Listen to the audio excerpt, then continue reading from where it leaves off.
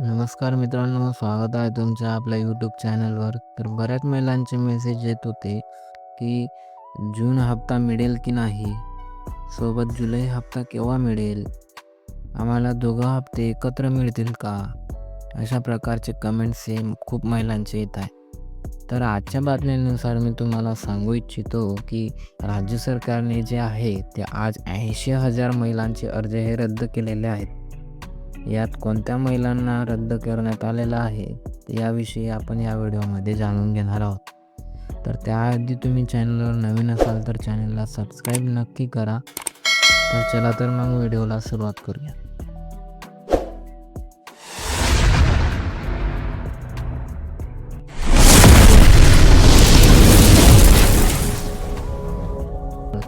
ऐंशी 80,000 महिलांमध्ये तुम्ही रद्द झालात का, आम्हाला जून हप्ता मिळालेला नाही, तर मग आम्ही अपात्र आहोत का, असे कमेंट्स खूप महिलांचे येत होते. तर सरकारकडून अशी कोणतीही माहिती फिक्स आलेली नाही की तुम्ही अपात्र झालेले आहात की नाही.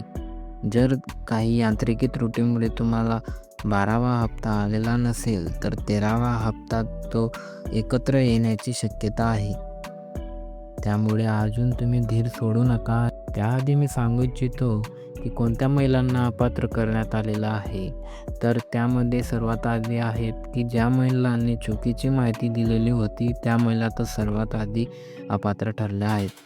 सोबत ज्या महिलांचे उत्पन्न हे जास्त होतं ते देखील अपात्र ठरलेले आहेत. कारण की आपलं पॅन कार्डची माहिती जेव्हा आपण त्यांना चेक करतो त्यानुसार आपली जी बँकचा व्यवहार आहे तो सर्व त्यांना दिसतो.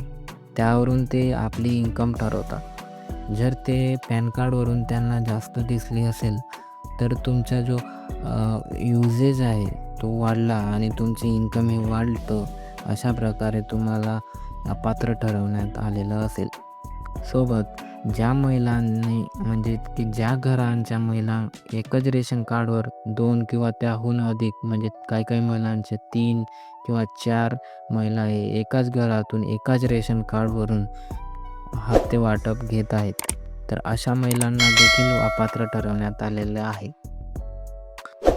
सोबत ज्या महिलांच्या घरी 4 चाकी वाहन, ट्रॅक्टर सोडून असे वाहन आहेत त्या महिलांना देखील अपात्र करण्यात आलेलं आहे. यासोबतच दुसरीकडे गेल्या सप्टेंबरपासून अर्ज नोंदणीचे पोर्टल देखील बंद ठेवण्यात आले. यावर सरकारकडून कोणतीही माहिती देण्यात आलेली नाही. त्यामुळे नव्यानं पात्र असणाऱ्या महिला लाभापासून वंचित राहिलेल्या आहेत. जुलै 2024मध्ये ज्या महिलांचे वय 21 वर्ष पूर्ण झालेले आहेत त्यांची अजूनही नोंदणी झालेली नाही. त्यामुळे सरकारविरोधात आता महिलांकडून संताप व्यक्त होते. वरून विरोधकही आक्रमक झालेले आहेत. गरज सरो आणि वैद्य मरो अशा शब्दात काँग्रेसनेही महायुती सरकारवर हल्लाबोल केला आहे. याची माहिती मी तुम्हाला या व्हिडिओ क्लिपनुसार दाखवतो. गरज सरो वैद्य मरो ही भूमिका या सरकारच्या ठायी आहे आणि लाडकी बहीणला 1,500वरून 2,100 रुपये देणारं घोषणा करून मताचा डल्ला मारणारं जे सरकार आहे त्या सरकारने त्यानं 2,100 केलेच नाही. मात्र ज्यांना काही हप्ते मिळाले त्यातही मोठ्या संख्येवर लाडक्या बहिणीची संख्या कमी केली आणि आता नव्यानं त्यामध्ये समावेश ते कोणाचाही करत नाही. याचा अर्थ की ते पुढे माननीय मंत्री सांगत आहेत की ही योजना लवकरच बंद होईल. मला देखील असंच वाटतं की हे जवळजवळ सर्वच महिलांना अपात्र करून एक दिवशी ही योजना बंद करतील असं माझं मत आहे. तुमचं मत काय हे कमेंटमध्ये नक्की सांगा. त्यासोबत मी सांगू इच्छितो की ज्या महिलांना PM किसान यांचा सन्मान निधी तसेच नमो शेतकरी सन्मान निधीची रक्कम मिळते त्यांना योजनेच्या GR नुसार 500 रुपये मिळतात. सोबत असाही प्रश्न आलेला होता की जुलै हप्ता वाटप केव्हा सुरू होईल.